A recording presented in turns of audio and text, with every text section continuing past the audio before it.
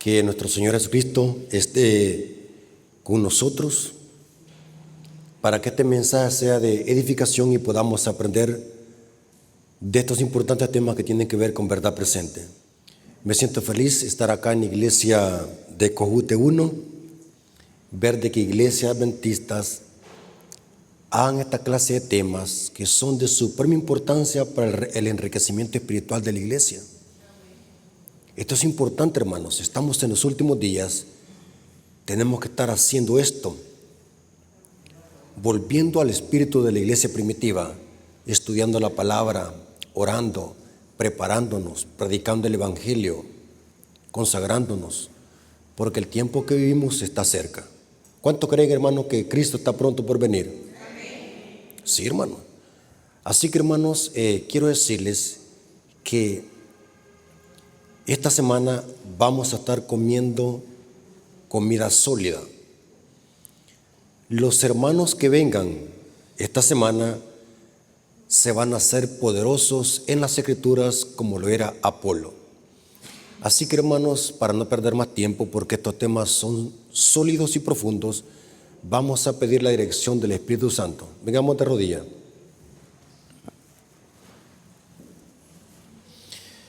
Bendito Señor que estás en el cielo, santificado sea tu nombre. Agradecemos porque nos has permitido reunirnos en tu santo templo para poder alimentarnos de tu santa palabra. Gracias, Padre eterno, porque eres nuestro Dios, creador de los cielos y la tierra. Gracias porque has permitido que este seminario o esta semana de controversia sea predicada en esta iglesia. Y gracias, Señor, porque has permitido que a través de las redes sociales podamos llegar a todo el mundo. Te pedimos, Señor, de que nos acompañes en esta clase. Bendice a tu siervo para que tu siervo pueda darse a explicar y podamos todos aprender. Te lo suplicamos en el nombre de Jesús. Amén. Ok, hermanos. Esta semana iniciamos con el primer tema. Vamos a hablar del rapto secreto. Vamos a hablar en primer lugar el origen de esta doctrina, cómo se introdujo a las iglesias protestantes, y vamos a estudiar dos de tantos versículos que usan para defender esta doctrina, mal llamada rapto secreto. Esta doctrina es tan secreta que no se encuentra en la Biblia, sino que se ha creado con versículos sacados de contexto. Ahora, pongamos primero la base. Hablemos la raíz de dónde proviene todo, porque no podemos usar la Biblia sin antes conocer la historia de cómo se originó esta doctrina, que la mayoría de iglesias protestantes le enseñan. La mayoría, yo creo que son todas las iglesias protestantes que enseñan esta doctrina del rapto secreto. Ahora, ¿qué es el rapto secreto? Yo quiero, hermanos, que si ustedes quieren ser profundos en la Biblia, quiero que esta información la anoten, porque esta información vale oro. Esto que vamos a predicar en esta semana es una información que vale oro y necesita usted que la pueda anotar. Ahora, ¿qué es el rapto secreto? La doctrina del rapto secreto es una enseñanza que sostiene de que antes de la venida de Cristo, la iglesia va a ser raptada.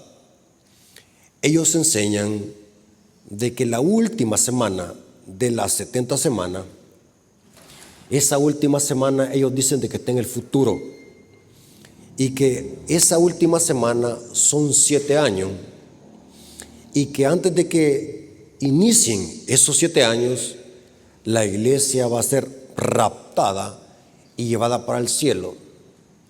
Y durante esos 7 años, el anticristo va a asediar a los judíos en Jerusalén. Ellos dicen de que el anticristo se va a sentar en el tercer templo. O sea que esta doctrina del rapto secreto coloca las profecías del anticristo allá en el futuro con Israel cuando se restablezca el tercer templo. Por falta de tiempo no puedo explicarles porque ese otro punto ¿De dónde proviene esta herejía de la reconstrucción de un tercer templo donde se va a sentar supuestamente el anticristo? Pero es interesante que esta doctrina sostiene de que la iglesia va a ser raptada antes de que inicien estos 7 años. La iglesia se va a ir para el cielo y los pobres judíos se van a quedar ¿qué? Siendo combatidos y asediados por el anticristo en Jerusalén durante esos 7 años. O sea que esta doctrina protestante sostiene de que el rapto es una cosa y la segunda venida de Cristo es otra cosa, porque ellos colocan el rapto secreto al inicio de estos 7 años que ellos dicen de que es la última semana de las 70 semanas. Ellos la colocan en el futuro. Ahora, conozcamos un poco de historia, cómo se originó esta doctrina, cuál es la raíz de esta doctrina. Saben de que toda falsa doctrina tiene su origen, no se originó hacia el azar, tiene su origen. Hablemos un poco de los jesuitas. Miren, hermanos, es interesante cuando uno estudia lo que encuentra. Las iglesias protestantes, sin saberlo, enseñan una doctrina jesuita. La doctrina del rapto secreto tiene su raíz con los jesuitas de Roma. ¿Saben quiénes son los jesuitas? Es la red de espionaje más poderosa del Vaticano. Los jesuitas están metidos en todo. Los jesuitas estuvieron detrás de las Torres Gemelas. Los jesuitas están detrás de la guerra. Los jesuitas están detrás del hundimiento del Titanic. Los jesuitas están detrás de las guerras mundiales. Saben, hermanos, que la reforma protestante surgió en el año de 1517. Los reformadores protestantes, la reforma inició cuando en el año de 1517, un 31 de octubre, Martín Lutero clavó sus 95 tesis en la puerta grande de la iglesia de Wittenberg en Alemania. Allí fue cuando inició la reforma protestante. La reforma protestante del siglo XVI fue uno de los golpes más mortales que el papado tuvo durante la historia, el surgimiento de la reforma protestante. Pero ¿saben algo interesante, hermanos? Los reformadores, como Martín Lutero, Jerónimo, Wycliffe, John Knox, Juan Hus, Lutero, Zwinglio y muchos más que se levantaron después, Calvino, ¿saben qué enseñaban? Ellos enseñaban de que el anticristo de la Biblia era el sistema papal. Mire qué interesante, hermano. Los protestantes dicen, nosotros somos protestantes. Estos temas son muy profundos y es necesario que esta información la puedan asimilar. ¿Saben ustedes por qué Martín Lutero tuvo que escoger un 31 de octubre para clavar sus 95 tesis en una iglesia católica en Alemania? ¿Qué se celebra el 31 de octubre en el mundo? El día de Halloween, día de la bruja. Pero ¿por qué Martín Lutero tuvo que escoger un día de la bruja para clavar sus 95 tesis? Esto tiene también su explicación. ¿Y saben algo, hermanos? Todo está profetizado. ¿Saben de que la Iglesia Católica, que celebra el 2 de noviembre? El Día de los Difuntos. Pero ¿saben, hermanos, que la fiesta celta de Halloween, la víspera de Todos los Santos, es una fiesta pagana de origen celta? La fiesta de Halloween, los celtas la celebraban desde el 31 de octubre hasta el 2 de noviembre. Eran 3 días que celebraban esta fiesta pagana de Halloween. Y la Iglesia Católica lo que hizo es fusionar la fiesta de Halloween con el Día de los Difuntos. Y en los días de Lutero, a la fiesta de Halloween se le llamaba Día de Todos los Difuntos. Fíjense El catolicismo no sabe esto, que la fiesta de los muertos, el Día de los Difuntos, es un camuflaje de la fiesta de Halloween. Es la misma fiesta pagana. Por eso, hermanos, cuando un adventista anda coronando muertos el 2 de noviembre, no le ha amanecido. ¿Conocen ustedes, hermanos adventistas, que también van a coronar el 2 de noviembre? ¡Qué ignorancia! ¡Qué ignorancia tan grande! Nosotros no celebramos Halloween, pero ahí va detrás del Día de los Muertos. Es la misma fiesta pagana mezclada. ¿Y saben qué es lo que hizo Martín Lutero? Martín Lutero sabía que para el Día de los Difuntos, que caía en esa fecha, ahí empezaba la fiesta celta de Halloween, pero que hoy la Iglesia Católica le puso Día de los Difuntos. Martín Lutero sabía perfectamente bien de que de toda Alemania iba a llegar gente a comprar las indulgencias para supuestamente sacar las almas del purgatorio. Y Martín Lutero dijo: este es el momento para aprovechar, para que la gente pueda leer estas 95 tesis. O sea que lo que usó Martín Lutero fue una táctica, porque en esa fecha la Iglesia Católica iba a empezar a celebrar el Día de los Difuntos. Por eso es que Halloween, con el día de la Reforma Protestante, cae un 31 de octubre, porque es la misma fiesta pagana. Ahora, ¿por qué les digo yo esto? Sabe que los reformadores apuntaban al papado como al anticristo. Todos los reformadores. O sea que si en verdad quisiéramos nosotros decir quiénes son los protestantes genuinos, somos los adventistas del séptimo día. Allá no son protestantes. Por eso es que el NJ le llama a las iglesias evangélicas que están afuera, les llama protestantismo apóstata. Porque los verdaderos protestantes somos los adventistas del séptimo día, porque presentamos y sostenemos los principios de la reforma. ¿Saben qué es lo que dicen la mayoría de iglesias protestantes? ¿Qué es lo que enseñan? Si usted le pregunta a un pentecostal, ¿qué es eso del anticristo? Ellos dicen de que eso tiene que ver con Jerusalén. Eso está en el futuro. Eso no tiene nada que ver con Roma. Porque los protestantes se alejaron de la reforma. ¿Quiénes son entonces los protestantes verdaderos? Somos los adventistas. Fíjense cómo están los protestantes, señalando para Jerusalén. Están esperando que se reconstruya un tercer templo. O sea que están poniendo la mirada de un anticristo donde no es. Mientras que el anticristo está en Roma, el papado. Ahora, ¿saben qué interesante? La reforma surgió en el año de 1517. ¿Ustedes creen que el diablo iba a quedar con los brazos cruzados? El diablo levantó a los jesuitas. ¿Cuándo se levantaron los jesuitas? La orden de los jesuitas. Es la red de espionaje más poderosa del Vaticano. Está en todo y controlan todo. Este mundial que pasó este mes, que los mundiales son dirigidos por el diablo, yo se los puedo demostrar que detrás de los mundiales está el diablo. Sabe que ahí están los masones, los Illuminatis y los jesuitas detrás de los mundiales.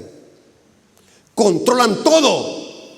Controlan la farmacéutica, controlan el dinero, controlan la religión, controlan la tecnología, controlan la política. ¿Saben de que la orden de los jesuitas se levantó en el año de 1540? Mire qué interesante. La reforma fue en el año de 1517. Los jesuitas, la orden de los jesuitas surge en el año de 1540. ¿Quién es el que fundó la orden de los jesuitas? Un famoso sacerdote y general llamado San Ignacio de Loyola. Mire qué interesante. Eso fue en el año de 1540. Pero ¿saben algo? Después se levantó un jesuita llamado Francisco Rivera. Francisco Rivera se levantó en el año de 1590. Ahora, ¿quién es Rivera? Francisco Rivera era un jesuita el padre del futurismo.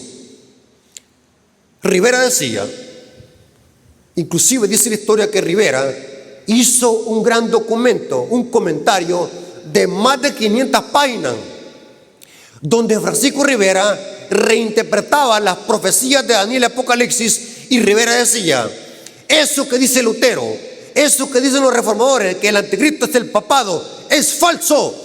Eso del anticristo tiene que ver con Jerusalén, con un hombre carismático que se va a sentar en el tercer templo y va a ceder a los judíos. Esa enseñanza surgió con Francisco Rivera, un jesuita. Los protestantes no saben de que esa enseñanza futurista de un tercer templo, de un anticristo literal, de que la iglesia va a ser raptada, inició con los jesuitas de Roma, y su creador fue Francisco Rivera en el año de 1590. Los jesuitas es la contrarreforma que el diablo levantó para contradecir a los reformadores respecto a las interpretaciones de Daniel y Apocalipsis. Esta enseñanza del dispensacionalismo, del rapto secreto, un anticristo literal, un tercer templo, viene de los jesuitas. Pero ¿cómo se introdujo eso a Estados Unidos? Noten que esa enseñanza viene de Europa. Ahora, ¿cómo llega a Estados Unidos? Aquí tengo alguna información. Si alguien quiere esta información, yo se la puedo mandar. Tengo aquí una vasta información histórica y teológica. Mire qué interesante cómo es el diablo. Esta doctrina vino a introducirse en Estados Unidos por un famoso pastor anglo-irlandés en 1830 llamado John Nelson Darby. Este es el que introdujo el rapto secreto en Estados Unidos en el año de 1830. Pero Darby, ¿de dónde la obtuvo? De los jesuitas. O sea que el fundador del rapto secreto en Estados Unidos es John Nelson Darby. Y después se levantó otro pastor protestante en el año de 1909 llamado Cyrus Scofield. ¿Cuántos han escuchado de la famosa Biblia de Scofield? Si usted va a una librería y pregunta, quiero la Biblia de Scofield, su nombre le precede. El autor es Cyrus Scofield. En el pie de página de cada página de la Biblia de Scofield posee comentarios donde presenta la teología futurista dispensacionalista del rapto secreto. Scofield es el que patrocinó después esta enseñanza del rapto secreto. Y hasta el día de hoy esta doctrina está bien enraizada en las iglesias protestantes. Una enseñanza de un rapto secreto, que la iglesia va a ser raptada antes de los 7 años, la iglesia va a ir para el cielo y los pobres judíos van a quedar allá en Jerusalén siendo sellados por el anticristo. Y esta teología, hermanos, por eso yo les dije, hermanos, una semana es muy poco para presentar estos temas profundos de la Biblia, porque para hablar del rapto secreto tuve que haber hablado acerca de que es un gran error creer de que Dios tiene dos pueblos, porque el dispensacionalismo enseña de que Dios tiene a Israel como su esposa legítima y los gentiles son la concubina. O sea que Dios tiene dos esposas. Error. Según la Biblia, Dios tiene una esposa. De ambos pueblos hizo uno. O sea que esta herejía del rapto secreto tiene otras más herejías. Hay otras más falsas doctrinas. Ahora, hemos hablado a grandes rasgos de la historia, cómo se originó con los jesuitas, la contrarreforma. Después Darby lo incrusta en Estados Unidos, esta enseñanza del rapto secreto, y después lo propaga Scofield, Cyrus Scofield. Ahora, vámonos a la Biblia. Saben de que toda falsa doctrina se crea con textos mal interpretados. Por eso, hermano, yo siempre le he dicho, no se conforme con que solamente a alguien le cite la Biblia. ¿Cuántos creen, hermano, que el diablo conoce la Biblia? ¿La conoce? y la conoce de memoria. Yo diría que el diablo es el mejor erudito. Conoce la Biblia de principio a fin. ¿Cuál es el problema del diablo? El diablo tiene un gravísimo problema. Aunque se conoce la Biblia de principio a fin, ¿cuál es el problema? Que el diablo la tergiversa, la tuerce. Y si usted y yo no conocemos perfectamente la Biblia, vamos a ser engañados. Y saben, hermanos, que toda herejía, toda falsa doctrina se ha creado en el mundo cristiano con textos mal interpretados y sacados de contexto. Esta doctrina del rapto secreto se sostiene con muchos textos bíblicos. Hoy solamente vamos a leer 2 por falta de tiempo. Porque imagínense, hermanos, estos temas son tan profundos que solamente en una semana hubiésemos hablado solamente del rapto secreto. Solamente en una semana amerita ese tema. Yo platicaba allí con el anciano de que sería bueno de que muy a menudo hiciéramos esta clase de seminario para que la iglesia crezca. Lamento mucho por los hermanos que no vienen. Estos temas no tienen precio, hermanos. Estos temas no tienen precio. Mire, hermanos, me gusta hacer paréntesis a la hora de estar estudiando. Yo una vez conocí a un hermano que salió a dar estudio con su Biblia, salió a dar estudio bíblico con otro hermano, y el hermano se fue a meter a una iglesia católica. Y saben que el hermano salió a la iglesia, no fue a una iglesia católica, sino que se fue a meter a una casa de un católico. Y el hermano, después de que salió llorando. ¿Y qué le pasa, hermano? Le digo, fíjese que el católico agarró la Biblia y me quitó la Biblia y me pegó con la propia Biblia en la cara. Yo pensé que estaba hablando literal, sino que estaba hablando figuradamente. O sea que el carismático le doctrinó al adventista, porque el adventista no conocía nada de Biblia. Así hay muchos hermanos que no saben nada de Biblia y no quieren venir. Y son 2 cosas porque muchos hermanos no salen a dar estudio. Uno, porque tienen mal testimonio, la gente les conoce la vida perversa que viven. Y lo otro es porque no conocen la Biblia, les da vergüenza que católicos los doctrinen y no quieren venir. Ay, hermano, fíjese que vengo tarde del trabajo. Excusan. ¿Sabe de qué ser hermano somos? Ponemos unas excusas tremendas porque nos gusta la comodidad y la carnalidad. Yo conocí una hermana, me gusta hacer paréntesis. Disculpen, hermano, los paréntesis son buenos para que agarremos el hilo del tema. Una hermana, mire, siempre que le íbamos a visitar, hermana, porque no fue a la iglesia, ¿qué le pasó? Fíjese, hermano, que amanecí con una gran calentura, con una gran fiebre. Y todos los sábados no iba a la iglesia porque amanecía con calentura. Y el domingo en la mañana, ¿sabe dónde la mirábamos? En el mercado vendiendo tomates y cebolla. Mire cómo somos los adventistas. Estamos tan fríos. Con razón, Cristo nos dice que estamos tibios. Viene una pringuita, así una lluvia. ¿Qué decimos? Hermano, no voy a poder ir a la iglesia porque me va a dar gripe, me va a dar catarro. Pero vayan a ver al trabajo a ver si dice así. Hasta debajo del chaparrón y se va. ¿Verdad? ¿Verdad? Somos grandes hipócritas. Disculpen la palabra. Somos hipócritas. Viene una lluvinita, no vamos a ir a la iglesia porque nos va a dar constipado. Padecemos del asma. Pero ¿qué es lo que hacen? Cuando es algo de relajo, a una fiesta o al trabajo, ahí no importa que te caiga un gran ciclón, ahí se van, ¿verdad? Cuando estamos en el tiempo, hermanos, donde la iglesia tiene que estar llena, hermanos. ¿Por qué la iglesia primitiva crecía? ¿Por qué crecía, hermano?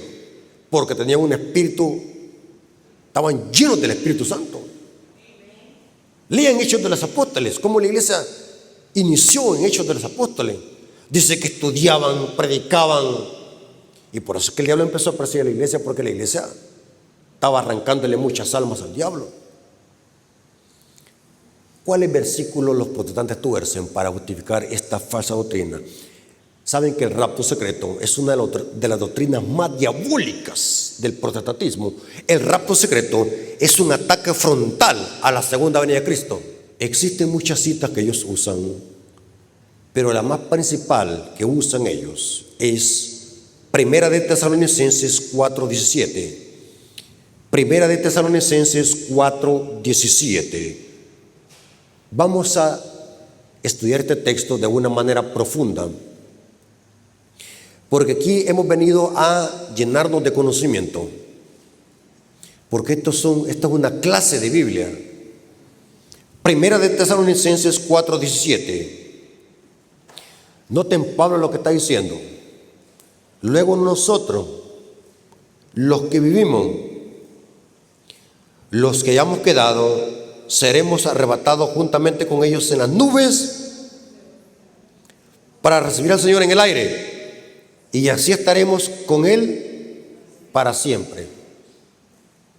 Ellos dicen que la palabra seremos arrebatados es el rapto secreto.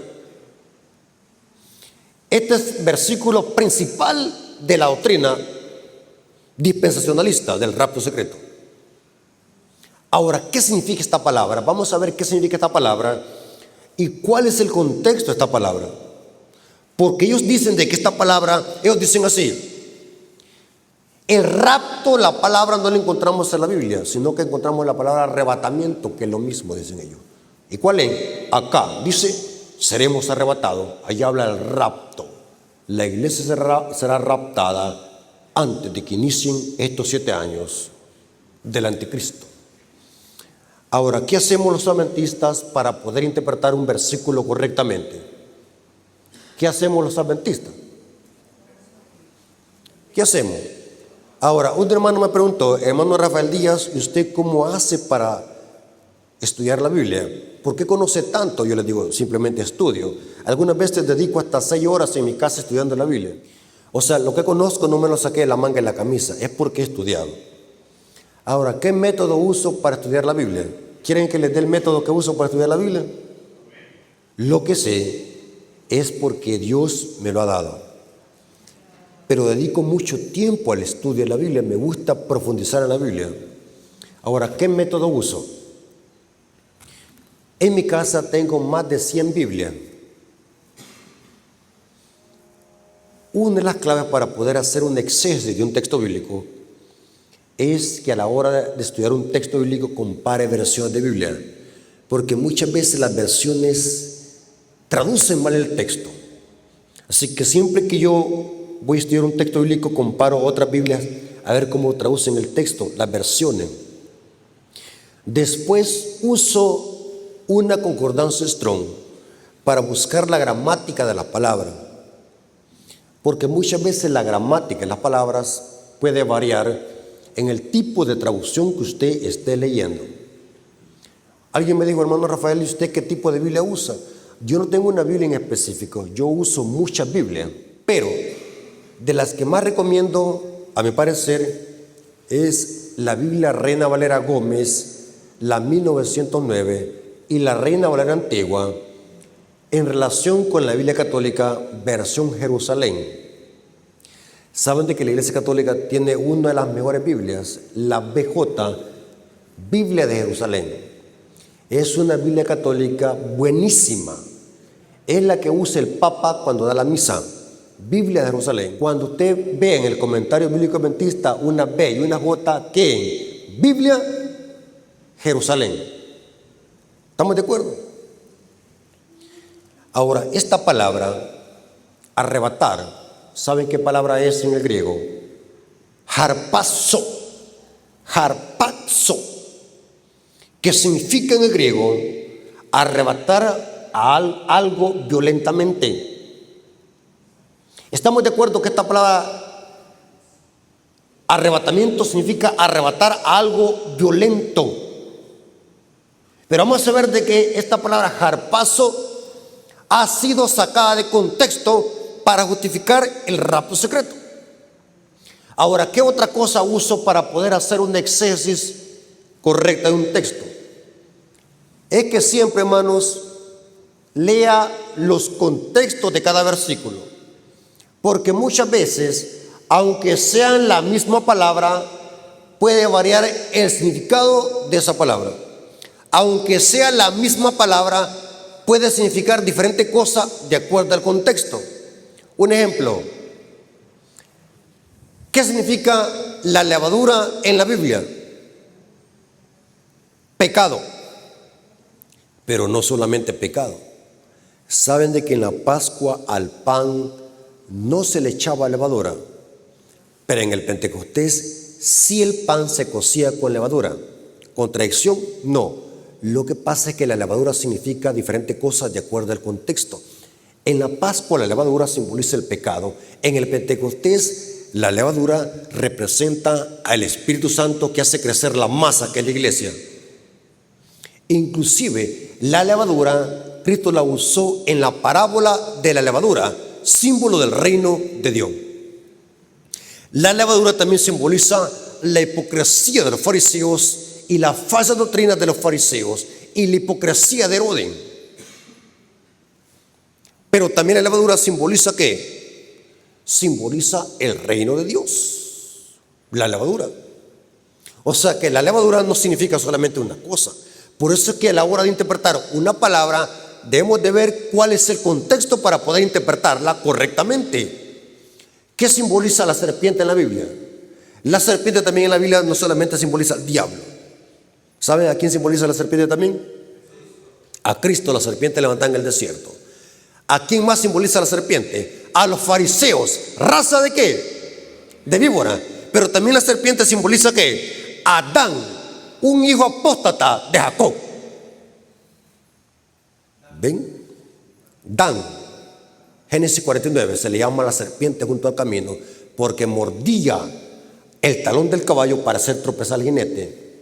Dan simboliza a los chismosos dentro de la iglesia. Y saben que tengo un tema de los chismosos dentro de la iglesia y lo conecto con Dan. Por eso es que les dije un sábado de estos que quiero comprar un terreno para venirme a vivir acá. ¿Qué simboliza el león? Al diablo, el león rugiente. Pero también el león aquí simboliza a Cristo, el león de la tribu de Judá. Ven que león es león, pero significa diferentes cosas de acuerdo al contexto. ¿Estamos de acuerdo? Ahora, es de vital importancia que a la hora de estudiar un texto bíblico siempre lee el contexto. Tenemos un dicho que dice: un texto sin su contexto es un pretexto. Las peores herejías y falsas doctrinas que circulan en el protestantismo han sido creadas por versículos mal interpretados y sacados de contexto. Por eso, hermanos, saben, hermanos, quieren que me metan en agua caliente, hermano. ¿Qué versículo tuercen? Porque también hay iglesia y hermanos que tuercen la Biblia. ¿Qué versículo tuercen los hermanos para decir de que una mujer puede ser pastora de iglesia? ¿Pero qué versículo se usa? Gálatas 3:28. No hay judío, ni griego, ni mujer, ni hombre, ni esclavo, ni libre. Todos sois uno en Cristo. Dicen ahí habla que una mujer puede ser pastora. El versículo no está hablando de eso. El versículo está hablando que tanto judíos como griegos tienen el mismo acceso a la salvación a través de Cristo. No está diciendo que una mujer puede ser pastora. Pero ese versículo usan hoy para decir que una mujer puede ser pastora. Gálatas 3:28. Anoten esta información. Volvamos al tema. Para poder interpretar qué significa la palabra arrebatamiento, jarapazo en la Biblia, vamos a dejar que la misma Biblia se interprete a sí misma. ¿Qué significa? Que un texto explica a otro texto. ¿Sabe, hermanos, que si ustedes usan este método, se van a hacer poderosos en la Escritura?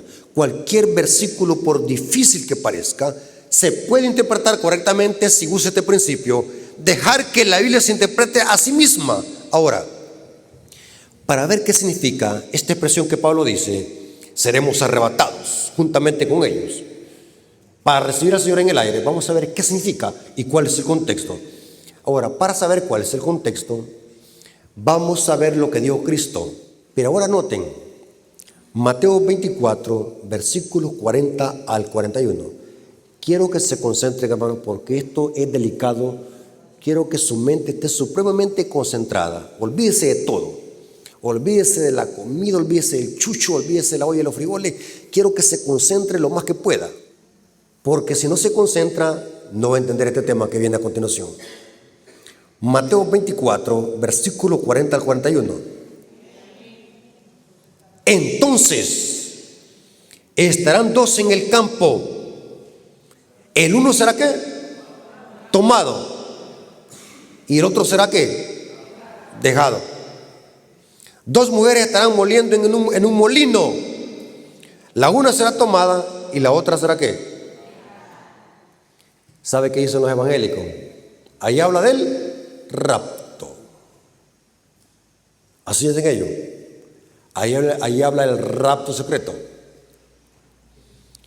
Pero ¿será verdad que ahí está hablando del rapto secreto? ¿Qué significa? Uno será tomado y el otro será dejado. Porque de entender esto depende que entendamos correctamente el jarpazo que dice Pablo. De esto depende. Ahora, concéntrese. ¿Quién va a ser el tomado y quién va a ser el dejado? Los protestantes dicen así: los tomados es el rapto secreto y los dejados son los impíos, que son los judíos en la gran tribulación.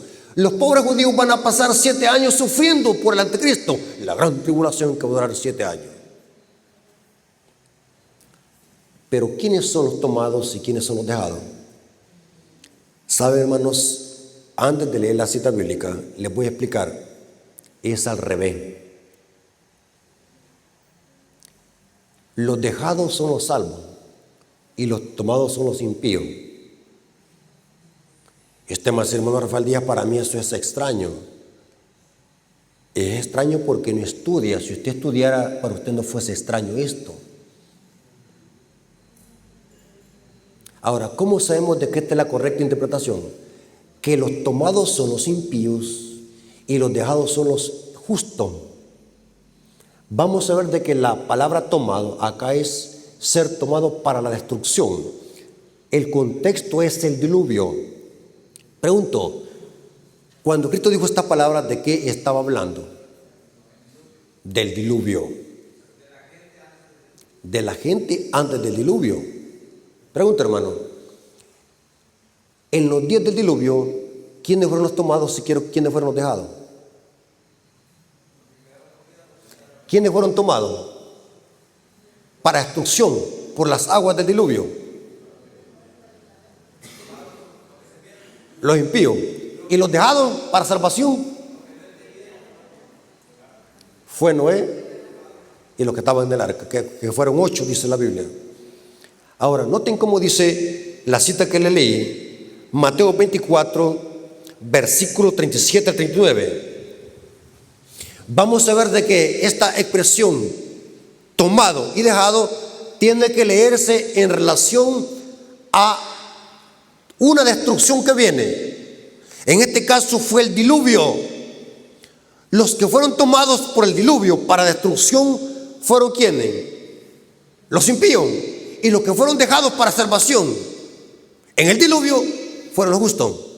El contexto lo dice. Mateo 24, versículo 37 a 39. Mas como los días de Noé, así será la venida del Hijo del Hombre. Noten que esto se llama paralelismo. Porque como los días antes del diluvio estaban comiendo y bebiendo, casándose y dándose en casamiento, hasta el día en que Noé entró en el arca, y no entendieron, hasta que vino el diluvio y se los llevó a todos. ¿Quiénes fueron llevados? Y se los llevó a todos. ¿Quién se los llevó? El diluvio. Y se los llevó a todos. Repita, quiero que su mente sea desprogramada, porque usted estaba pensando que los llevados eran los salvos, pero no, es al contrario. Y aquí dice, y se los llevó. ¿Quién se los llevó? ¿Y para dónde? El diluvio para destrucción. La agua del diluvio los destruyó a todos. Así será también la venida del Hijo del Hombre. O sea que Cristo conecta este evento del diluvio. Como fue allá, será allá. Ahora, ¿qué pasó en el diluvio? Porque Cristo está citando el diluvio. Vámonos al diluvio. Génesis capítulo 7, 21 al 23. Noten el contexto me ayuda a interpretar correctamente el texto. No le puedo dar otra interpretación porque el contexto eso me está diciendo. Génesis capítulo 7, versículos 21 al 23. Esto pasó con el diluvio. La agua del diluvio, noten lo que hizo. Y murió toda carne que se mueve sobre la tierra, así de aves como de ganado y de bestia, y de todo reptil que se arrastra sobre la tierra, y todo hombre, todo lo que tenía aliento de espíritu de vida en sus narices, todo lo que había en la tierra murió. Así fue destruido todo ser vivo sobre la faz de la tierra, desde el hombre hasta la bestia y reptiles. ¿Qué cosa hizo esto? El diluvio. Y las aves del cielo fueron raídos de la tierra. Y quedó. ¿Quién fue el que fue dejado? ¿Notaron? Y quedó. Pregunto, ¿quién fue dejado? Noé y su familia. Y quedó solamente Noé y los que con él estaban en el arca. Entonces, ¿quiénes fueron llevados para destrucción? Los impíos. ¿Y quiénes fueron dejados para salvación? Cuando todo esto tomado y dejado tiene que leerse en el contexto de un cataclismo, de una destrucción. Está hablando de una destrucción por el diluvio, un cataclismo. Lo que pasó en el diluvio es un cataclismo mundial y global. Saben que estos temas son muy profundos, hermanos. Es demasiado profundo esto, hermano. Por eso, hermano, estoy escribiendo un libro. Ya llevo 600 páginas. Quiero ver si el libro tiene unas 800 páginas. Porque siempre voy buscando información y descubriendo más información, porque esto de la Biblia es profundo, hermanos. Esto es profundo. Yo me lleno de impacto, hermanos, ver que la Biblia tiene profundidad teológica, que solamente pidiendo la dirección del Espíritu Santo vamos a poder entender estos misterios. Escuchen, hermano. Según la Biblia, así será la venida del Hijo del Hombre. Idéntico. Ahora, cuando Cristo venga, ¿quiénes van a ser tomados y quiénes van a ser dejados? ¿Será que cuando Cristo venga por segunda vez o antes de que Él venga, habrá un cataclismo? ¿Qué cosa va a producir un cataclismo globalmente? ¿Qué tipo de cataclismo va a haber? ¿Qué es lo que va a provocar ese cataclismo mundial? ¿Qué es lo que provocará esa destrucción mundial? Idéntica al diluvio. Van a ser ¿qué? Las 7 putreas plagas. ¿Y con qué termina la 7ª plaga? Con un gran terremoto que va a destruir todo el globo terráqueo. ¿Y saben algo interesante, hermano? Las plagas van a revertir la tierra como estaba al principio. ¿Cómo estaba? Desordenada y vacía. Lean Apocalipsis 16. Las plagas caen sobre lo que Dios ordenó y llenó en Génesis. Sobre los ríos, sobre el sol, sobre las aguas, sobre los animales. Las aguas se convierten en sangre. Las plagas atormentan a los impíos. Y el gran terremoto de la 7ª plaga destruye todo el globo terráqueo. Todo el globo terráqueo, esas mansiones, esos castillos, esos grandes edificios, esos grandes rascacielos, esas grandes ciudades colosales van a ser reducidas a ruina con el gran terremoto de la 7ª plaga. Por eso, hermanos, no le tengan amor a esas grandes mansiones que está construyendo. Hay hermanos que tienen grandes mansiones, creen de que van a vivir con el diablo durante 1000 años acá en la tierra. Están haciendo esas grandes mansiones, creen de que van a vivir con el diablo aquí durante los 1000 años. La obra de Dios en crisis, ellos haciendo grandes castillos, como que se van a hacer eternos, inmortales.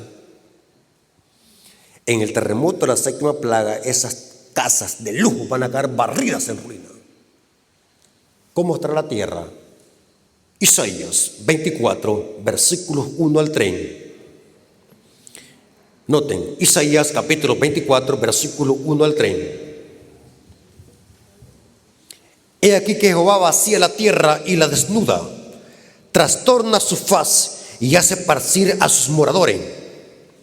Y sucederá así como al pueblo, también al sacerdote, como al siervo hacia su amo, como a la criada a su amo, como el que compra, como el que vende.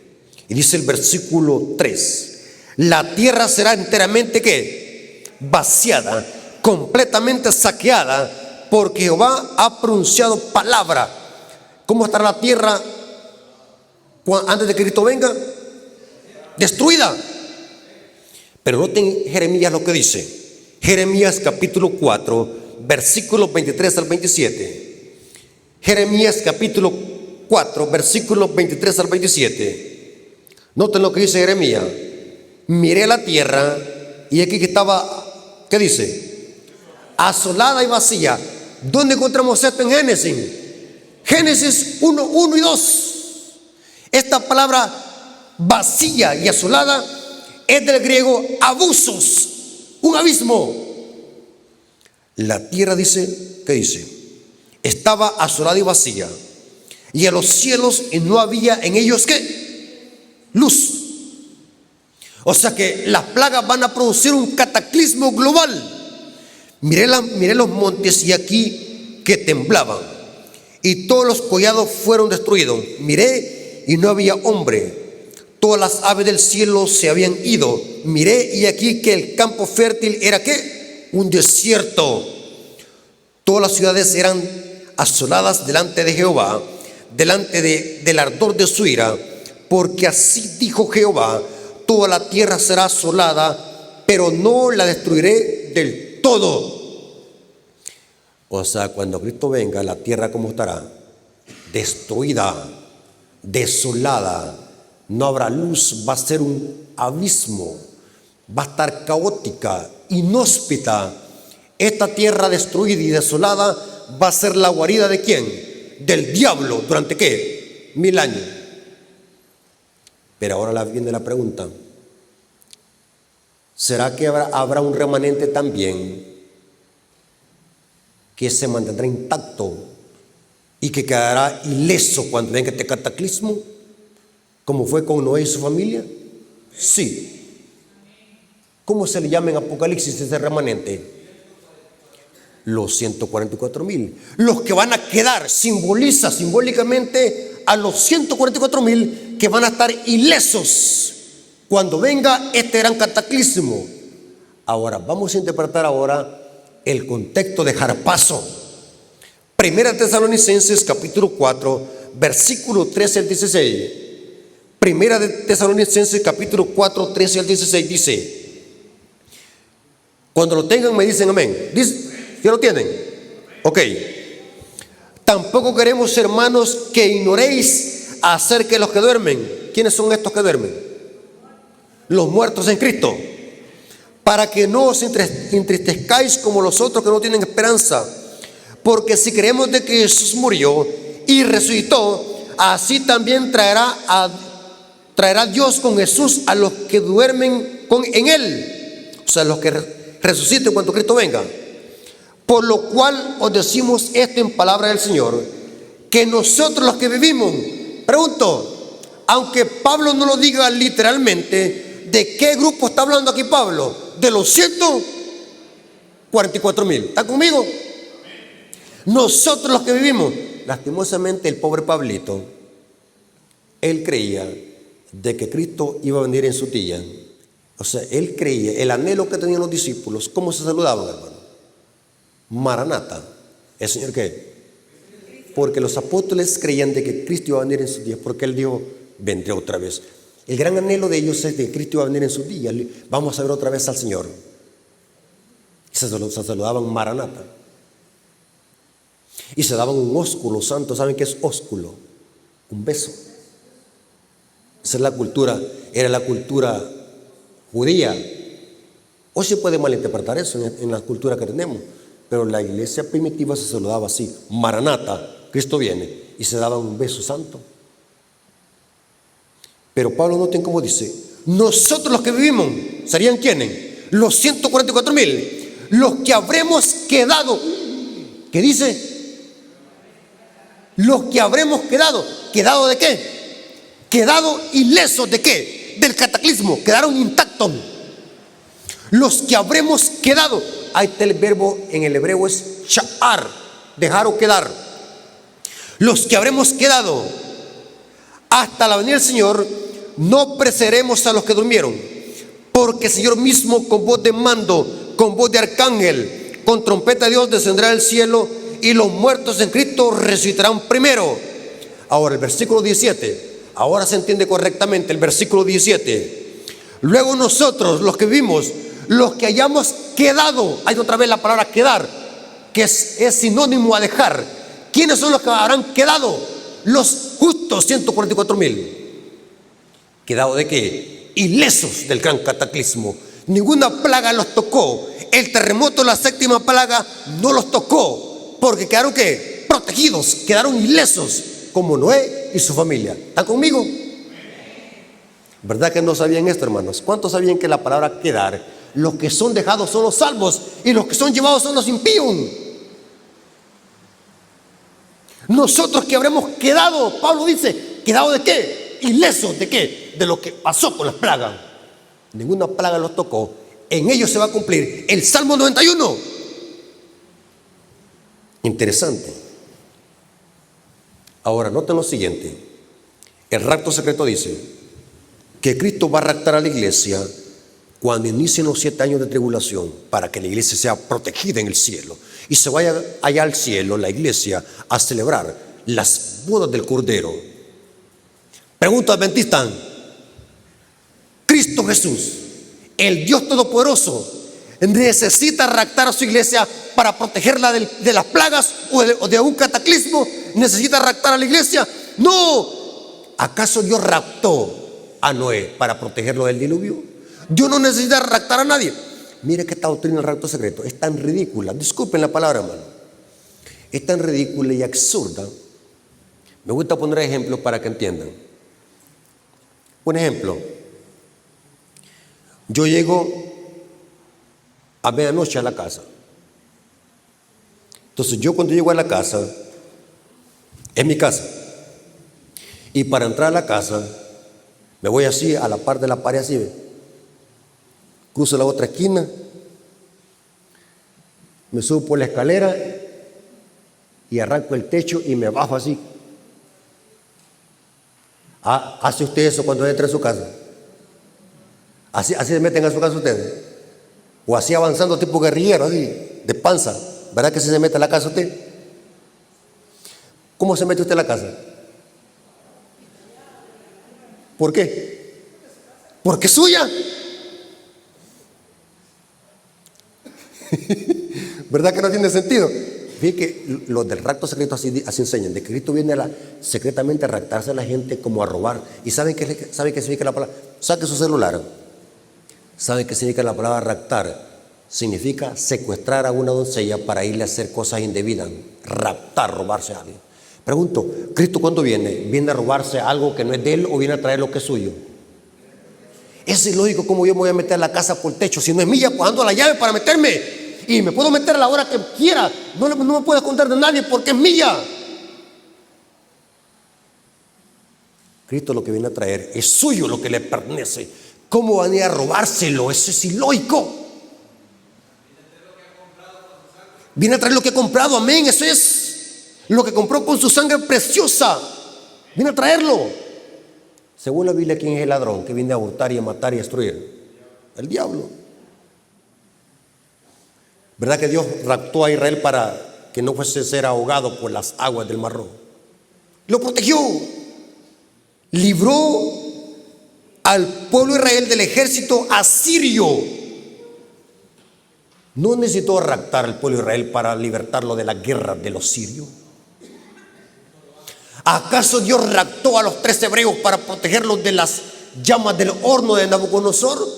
¿O allí en el fuego protegió a su pueblo?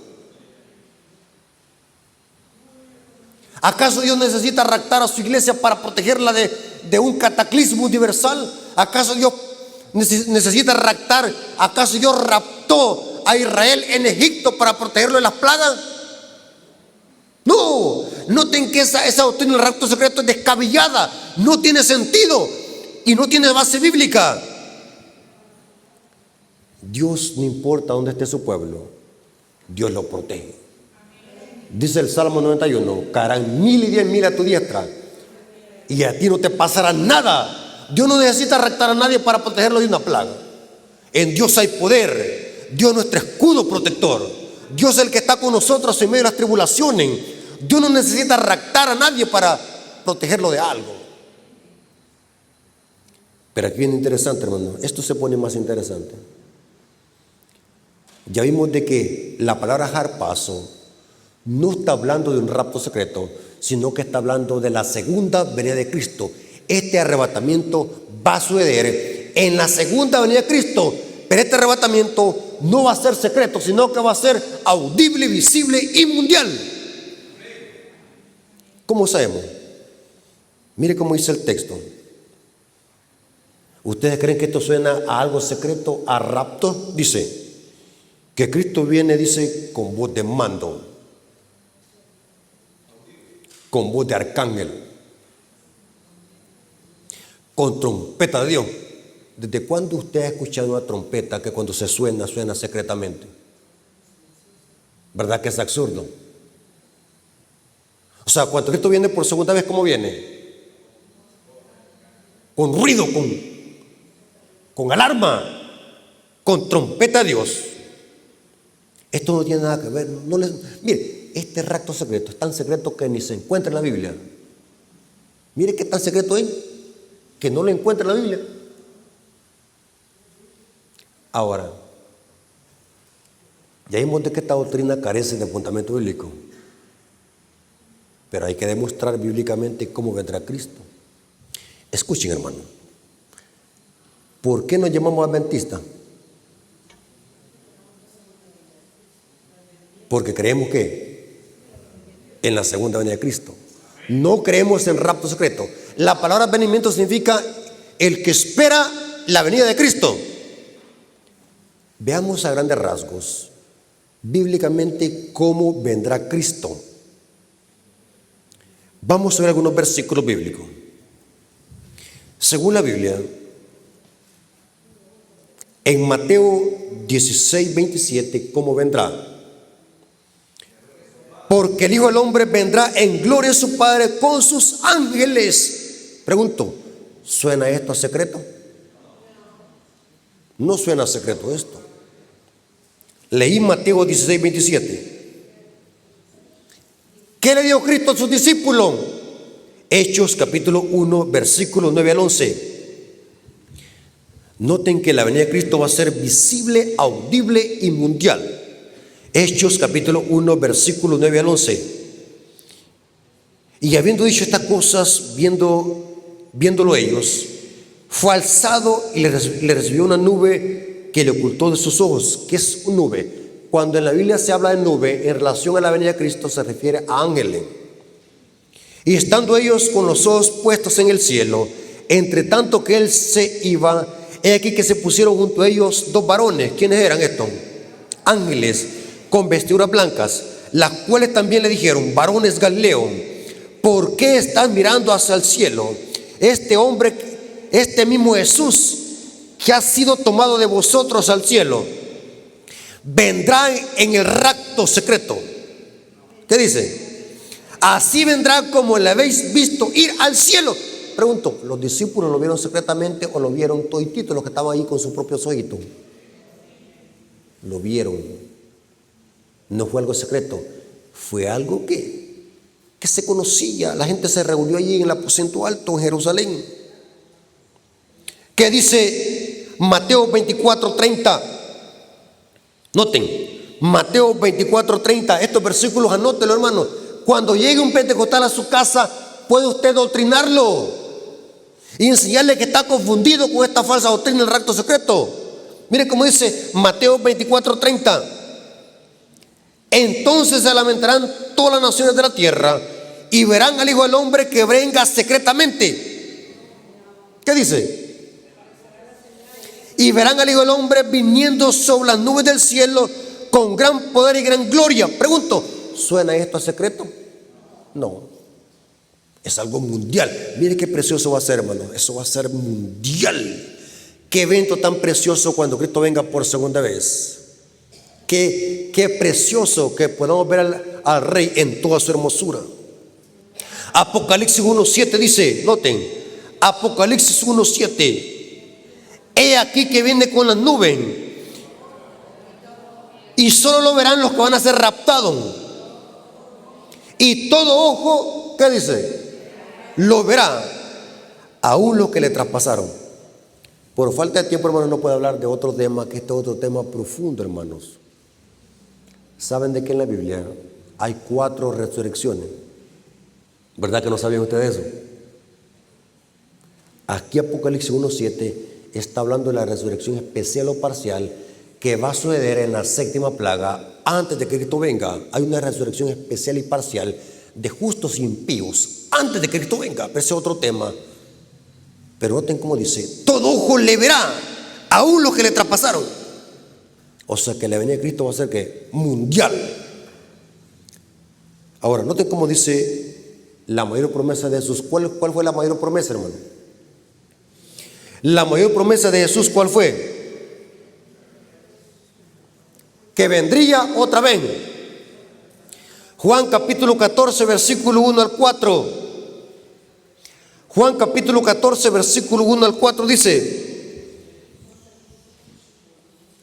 no se turbe vuestro corazón, creéis en Dios, creed también en mí. Noten, no se turbe vuestro corazón, creéis en Dios, creed también en mí. En la casa de mi Padre muchas moradas hay.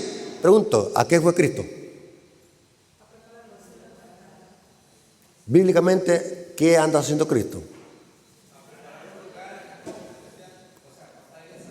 A preparar un lugar, correcto. No ha ido a preparar morada. No se vaya a equivocar, no anda preparando morada. Las moradas ya están. Ya están. ¿Qué fue a hacer Cristo? Voy pues a preparar lugar para vosotros. ¿Cómo lo prepara ese lugar? ¿Saben que este es otro tema, hermanos? Mire cómo la Biblia añade un tema, edifica sobre otro. ¿Saben de que Cristo, qué es lo que está haciendo en el cielo en este momento? ¿En qué lugar está? En el lugar santísimo, el santuario celestial. Pero cuando Cristo dijo estas palabras, aún no había entrado al lugar santísimo, sino que iba para ¿dónde? Al lugar santo. O sea, Cristo prepara el lugar para los redimidos de dos maneras: a través de una obra sacerdotal y una obra de juez. O sea, lo que Cristo está haciendo en el santuario, de esa manera está preparando el lugar para los salvos. Y saben que tengo otro tema. Mire que otro tema edifica sobre otro tema. Yo tengo eso, hermano, que cuando estoy predicando algún tema, se me vienen otros temas a la mente. Saben de que Juan 14, capítulo 15 y capítulo 17 es el ingrediente de cómo la iglesia tiene que vivir en esta tierra. Ahí está todo lo que la iglesia tiene que hacer en esta tierra mientras Cristo está preparando el lugar. O sea que lo que dicen esos capítulos, capítulo 14 hasta el 17, habla de cómo la iglesia tiene que estar preparándose para ese lugar que Cristo está preparando en el santuario. Mire que este es otro tema, donde explico que en esos capítulos está todo lo que la iglesia tiene que estar haciendo, preparándose para ese lugar que Cristo está preparando. Interesante. Ahora, ya vimos de que el rapto secreto es una doctrina diabólica, jesuita. Ya vimos de que Cristo viene de una forma visible, audible y mundial. Todo le verá. Viene con estruendo, con voz de mando, con voz de arcángel, con trompeta de Dios. Pero también hemos sido advertidos. Otro tema se me acaba de venir a la mente. Mateo 24. ¿Saben cuál es el tema central de Mateo 24? ¿Saben cuál es el tema central de Mateo 24? ¿Qué hacen los predicadores cuando suben aquí al púlpito, cuando predican de Mateo 24? Cuando sucede un terremoto, ¿qué es lo que hacen? ¿Qué se les viene a la mente? Mateo 24. Y está bien que usemos las señales que van a haber terremotos, hambres y pestes, está bien. Pero el tema central de Mateo 24 no son los terremotos, ni las hambres, ni las pestes. ¿Quieren saber cuál es el tema central de Mateo 24? para que no seamos engañados por los falsos cristos y los falsos profetas. O sea, Cristo, al relatar Mateo 24, estaba preocupado por sus discípulos para que no fuesen engañados. 3 veces se repite falsos cristos y falsos profetas en Mateo 24. Estamos advertidos. O sea que el centro de Mateo 24 es preparar la iglesia para que no sea engañada por el falso Cristo. ¿Quién es el falso Cristo? ¿Qué dice el Espíritu por así? Que el diablo va a personificar ¿qué? A Cristo, lo va a personificar, pero no en la manera que Cristo va a venir. Saben de que eso no se le va a permitir al diablo. ¿Cómo va a ser la venida de Cristo? Mundial. Saben de que cuando Cristo venga va a haber un eclipse. Eso dice el conflicto de los siglos, que va a haber un eclipse para que todo el mundo lo vea. Todo el globo terráqueo va a estar de día, va a haber un eclipse. ¿Cuántos saben ustedes eso? Eso lo dice el conflicto de los siglos y lo dice también el libro de Amós. Va a haber un eclipse, dice el conflicto de los siglos, para que todos lo vean. Porque en una parte del globo terráqueo están dormidos, en la parte oscura y parte clara. Pero para que todo el mundo lo vea, va a haber un eclipse total, dice el Espíritu por sí, léanlo. Pero aquí viene lo interesante. El diablo va a falsificar la venida de Cristo.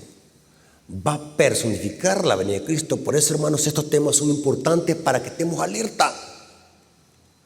Imagínense, el engaño va a ser potente, que engañaría, si fuera posible, ¿a quiénes? A los escogidos. Dice el conflicto de los siglos que la personificación va a ser casi exacta. Va a personificar hasta los milagros. Pero nosotros no vamos a ser engañados, porque conocemos la palabra de Dios. Para terminar, Mateo 24, versículos 23 al 26. Cristo nos advierte acerca del falso Cristo, y noten cómo dice: entonces, si alguno dijere, mirad, ahí está el Cristo, o mirad, ahí está, no le creáis. Pregunto, ¿Cristo va a venir así? Allá apareció allá en Italia, ¿verdad que sí va a venir Cristo? No. ¿Quién va a aparecer así? Los demonios. Porque se levantarán falsos cristos y falsos profetas, y harán grandes señales y prodigios, de tal manera que engañarán, si fuera posible, a los escogidos. Ya los he dicho esto antes. Miren, advertencia. Así que si os dijeren, mirad, está en el desierto, no salgáis. O mirad, este es su aposento, no le creáis. Hermanos, el diablo se está preparando para el engaño capital que cautivará al mundo. Se aparecerá como el falso Cristo. Imagínense, hermanos, así como estamos como iglesia, estamos tan tibios que parecemos huevos tibios en banca. O sea, no hay ese calor espiritual. Imagínense, así como estamos, si el diablo se aparece haciendo milagros, fuésemos engañados fácilmente. Y aceptémoslo, hermano. Con una pequeñez algunas veces somos engañados. Imagínense cuando se manifiesten estos engaños potentes. El diablo va a personificar al mismo Cristo, dice el conflicto de los siglos, que va a personificar y va a citar textos bíblicos. ¿Y qué es lo que va a decir el diablo? Un engaño principal que va a decir: que Dios está enojado porque estamos, ¿qué? Transgrediendo el día que Él cambió, que es el domingo. Mire cómo es una herejía, un engaño edifica sobre otro engaño. Pero hermanos, nosotros los adventistas no vamos a ser engañados, porque conocemos la palabra de Dios. Y ningún milagro puede sustituirlo. Y ningún milagro puede sustituir la palabra de Dios, hermanos. Ningún milagro. Hoy estamos en una época, hermanos, que la gente, ¿qué es lo que busca? Y para terminar, a los hermanos les da risa cuando voy allá a San Fernando a predicar. Hagan la prueba. Salgan mañana a anunciar en un carro, en un parlante, que en la noche vamos a tener milagros, una caravana de milagros. Van a haber milagros. Y después de los milagros vamos a dar panes rellenos y tamales. Hagan la prueba, a ver cuánta gente va a estar acá. Hagan la prueba.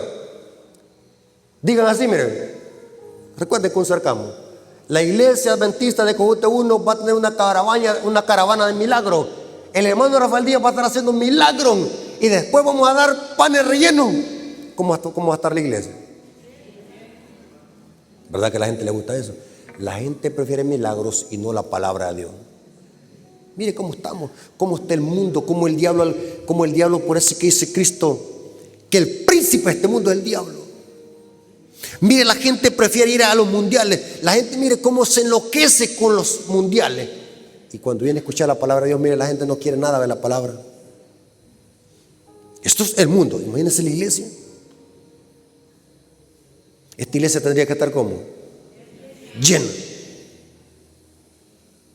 Y mire que es la gran paradoja. Esta es una gran paradoja que nos debería dar vergüenza, hermano. Disculpe, no los estoy regañando, les estoy diciendo la verdad. No es regaño, es verdad. Mire, las iglesias protestantes cuando tienen cultos, ¿cómo están? Llenas y tienen la mentira. Y nosotros que decimos tenemos la verdad. Mire cómo están. Vayan a ver esas iglesias evangélicas, cómo están de llenas.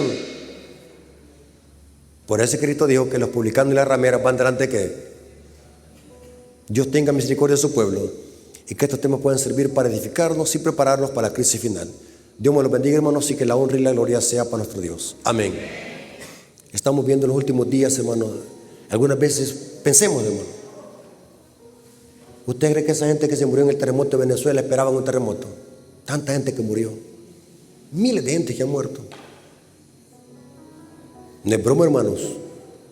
Estamos viendo en los últimos días, este mundo está por colapsar. Inviten a los hermanos. Hay hermanos que se necesitan que vayan, que también se les invite, para que mañana podamos estar aquí disfrutando de la palabra de Dios. Mañana viene un tema supremamente importante. Bueno, que todos los temas que vamos a estar dando esta semana van a ser importantes, sólidos. ¿Cuántos aprendieron? ¿Es bíblica la doctrina del rapto secreto? ¿Es bíblica? No. Es una doctrina netamente jesuita. Vamos a orar, hermanos, para que Dios nos dé esta consagración, ese poder, ese fuego, para que podamos prepararnos, hermano. Podamos consagrar nuestra vida. Vengamos de rodillas, hermanos.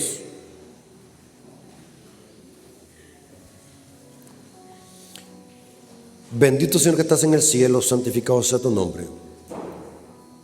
Gracias, Padre, porque estuviste con nosotros en esta clase de tu palabra.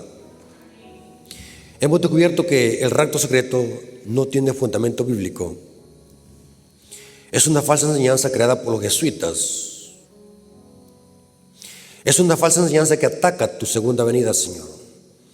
Gracias, Padre, porque le has dado a la iglesia adventista este conocimiento para que lo podamos predicar a toda nación, tribu, lengua y pueblo. Gracias, Señor, porque permitiste que tu palabra sea predicada en esta iglesia de Cojute número 1. Gracias por los hermanos que vinieron, gracias por los líderes de esta iglesia y gracias por tu amor y tu misericordia. Te lo agradecemos en el nombre de Jesús. Amén. Dios me los bendiga, hermanos, y los esperamos mañana.